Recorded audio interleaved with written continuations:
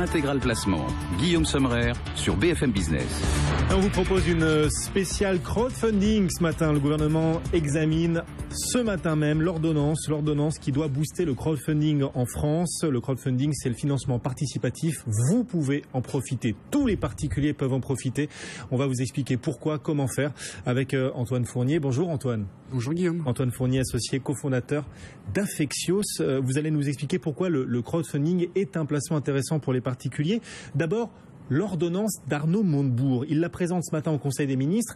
Elle est supposée rendre le crowdfunding en France aussi incitatif qu'aux États-Unis. Est-ce qu'à votre avis, l'ordonnance de ce matin va suffire ?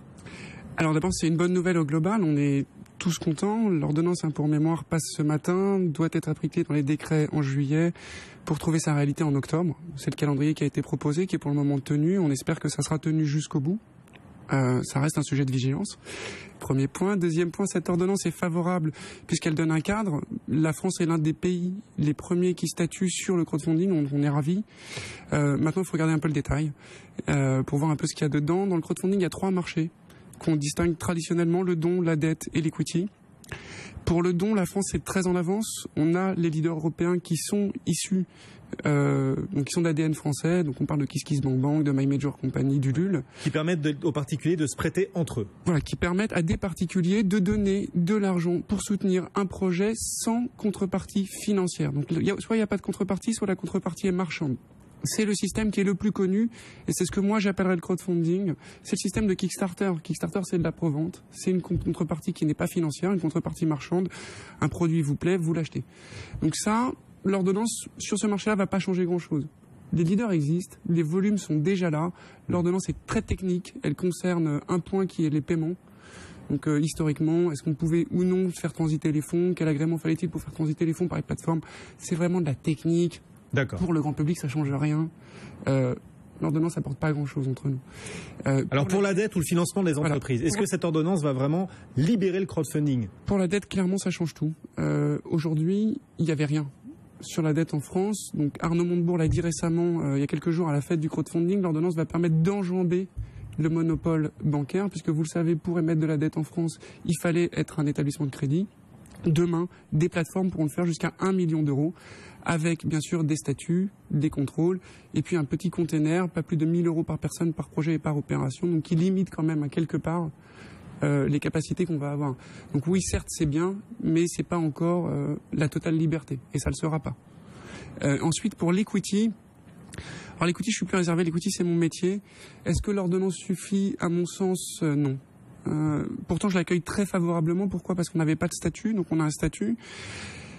La vraie plus-value, c'est la rassurance. La rassurance pour qui ? Pour les partenaires financeurs et pour le grand public.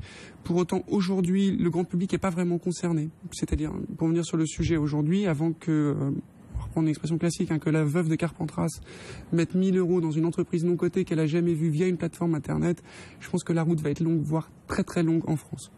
Donc aujourd'hui, qui met de l'argent en France dans des entreprises non cotées ? Des business angels, ils sont 3 000 dans les réseaux. Ils ont investi 40 millions d'euros l'année dernière, à comparer à peu près 1 000 personnes qui ont dû faire des opérations de crowdfunding pour 6 millions d'euros l'année dernière. Le marché est tout petit. Alors certes, le fait d'avoir un cadre va nous aider. Mais quand on prend d'autres professions du type les CIF qui existaient par le passé, on voit bien que les volumes sont pas énormes. Donc ce qu'il nous faut, c'est beaucoup plus que ça pour faire exploser le marché et faire en sorte que demain... Alors vous allez nous dire justement qu'est-ce qui serait nécessaire, mais quand même cette ordonnance, les plateformes de crowdfunding, en equity y compris d'ailleurs, n'auront pas besoin de publier un prospectus. Enfin, exactement. Le cadre reste relativement simple, en tout cas, et très simplifié. Alors ce que ça permet de faire pour l'equity, ça relève le seuil qui permet aux émetteurs d'émettre en restant en dehors du champ de l'appel public à l'épargne. Donc ça le relève ce seuil qui était de 100 000 euros en capital social à 1 million d'euros. Ouais. Et ça nous permet de bénéficier d'une exemption de prospectus, donc de pouvoir utiliser un prospectus simplifié. Donc ça c'est super. Il y a de quoi faire des jaloux quand même. Il y a qu'à faire des jaloux, mais quand on voit les opérations aujourd'hui en France en equity, elles tournent dans la zone des 200 à 500 000 et on pouvait déjà les faire en étant parfaitement légal ou quasi. Avec l'ancien cadre. Donc ça donne un cadre, ça donne une rassurance, c'est ce que je disais. Mais en termes d'offres pour le particulier, donc pour vous investisseurs au quotidien, ça change pas encore complètement la donne. Aujourd'hui, il y a quoi ? Il y a 4-5 plateformes qui fonctionnent, qui vous proposent une quinzaine de dossiers par an dans lesquels vous pouvez investir. Donc on n'a pas une profondeur d'offres pour vous qui est très forte. L'enjeu pour vous, si on veut que tout le monde puisse investir demain, il faut qu'il y ait beaucoup plus d'offres. Pourquoi? Mais tout simplement parce que l'equity crowdfunding, c'est pas un miracle, c'est un investissement. Donc, qui est assujetti aux mêmes règles que tous les investissements financiers. Donc, si vous êtes un investisseur prudent et averti, vous n'allez pas faire une opération en mettant tout votre argent sur la même entreprise tous les ans. Vous allez diversifier vos risques. Vous allez bénéficier des avantages fiscaux pour pouvoir le faire. Et puis, vous allez faire 1, 2, 3, 4 opérations. Pour ça, il faut des offres. Et vous estimez qu'il n'y a pas suffisamment d'offres aujourd'hui sur le marché pour permettre au grand public d'investir via le crowdfunding dans les entreprises? Clairement pas. Clairement pas. Il n'y a pas de marché. Aujourd'hui, il y a 5 plateformes qui, au maximum, ont fait 15 opérations chacune. Donc forcément, on ne peut pas satisfaire tout le monde avec des montants moyens à 200 ou 250 000 euros. C'est strictement impossible. Ouais. Oui, donc je le. Bon, en même temps, ça tombe bien parce que les Français, ils sont pas prêts à investir à travers le crowdfunding. Je sais pas si vous avez vu le sondage publié ce matin. Oui, qui est sorti hier soir. Seuls 30% des Français sont convaincus aujourd'hui ou sont prêts à tester l'aventure du crowdfunding, avec la moitié qui vont plutôt vers le don et qui l'ont déjà fait, et l'autre moitié qui serait prêt à le faire mais qui ne l'ont pas encore fait. Donc c'est quand même pas très mûr. Le marché, il est vraiment en émergence. Il faut espérer d'ici à 3 à 5 ans, le marché existera vraiment en dehors du don.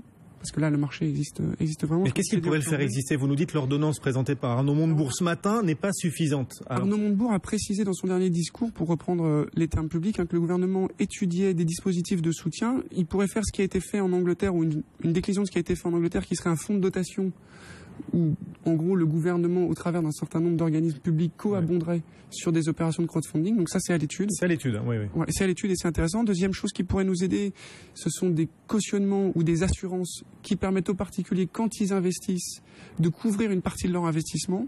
On l'a demandé à certains organismes publics et ils sont en train de travailler dessus. Donc voilà 2 mesures assez ambitieuses, mais qui pour autant rassureraient et permettraient, à mon sens, au-delà de l'ordonnance, de débloquer, une véritable offre, le marché. Voilà. Une véritable offre pour les particuliers. C'est ce que vous soulignez. L'offre n'est pas suffisante pour développer le crowdfunding.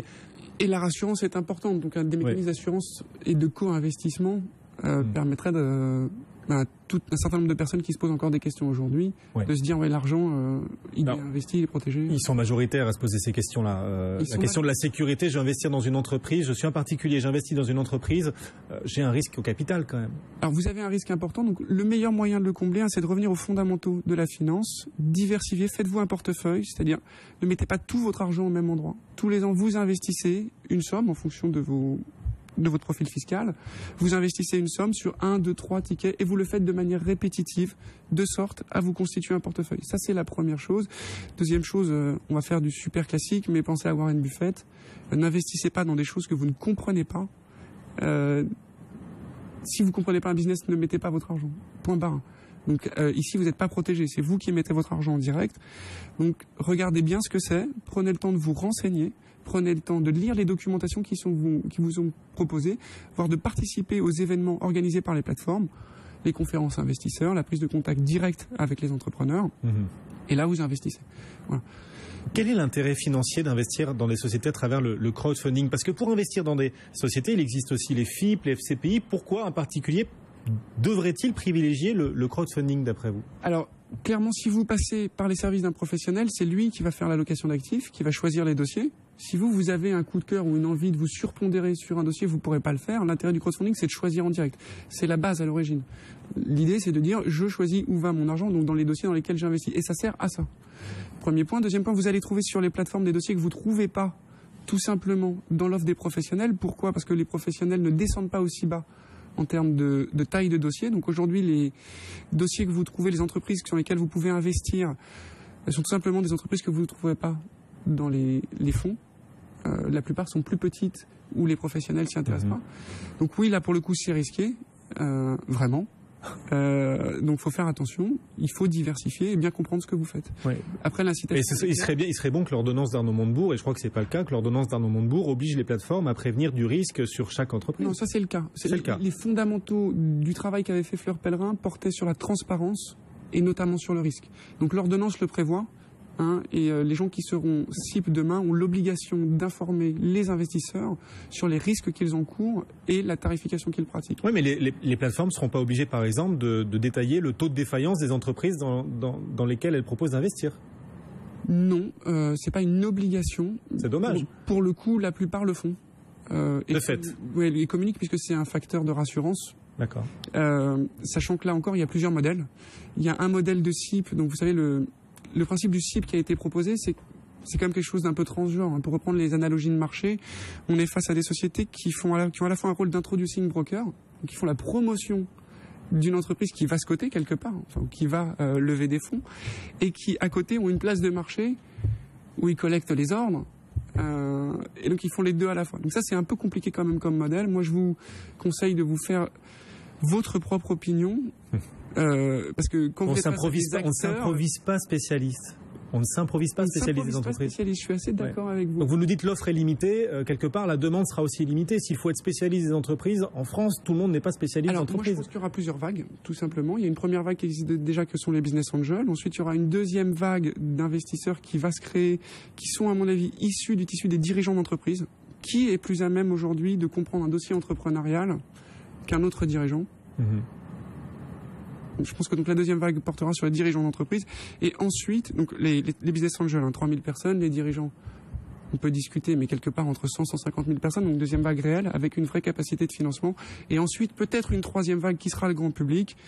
Au milieu, il y aura des cadres, des professions libérales, mais ça va se faire par vague et certainement pas de manière massive. Bon, pour terminer, Arnaud Montebourg, avec l'ordonnance qu'il présente aujourd'hui, veut faire de la France l'exemple du crowdfunding en Europe. Vous pensez qu'on y est ? Ouais, la Start-up République, encore mieux. Oui, je pense que on a l'avantage d'avoir légiféré, et ça c'est un vrai plus. Après, la Start-up République, c'est pas que le crowdfunding. Il y a un certain nombre d'autres ingrédients qu'il va falloir mettre dans le tissu pour qu'on soit le pays qui aide le plus ces entrepreneurs. Plus, vous demandez plus au gouvernement. C'est une première étape qui était nécessaire, mais il fallait aller plus loin. C'est votre sentiment. Antoine Fournier, associé cofondateur d'Affexios. Merci beaucoup d'être venu sur le plateau de BFM Business.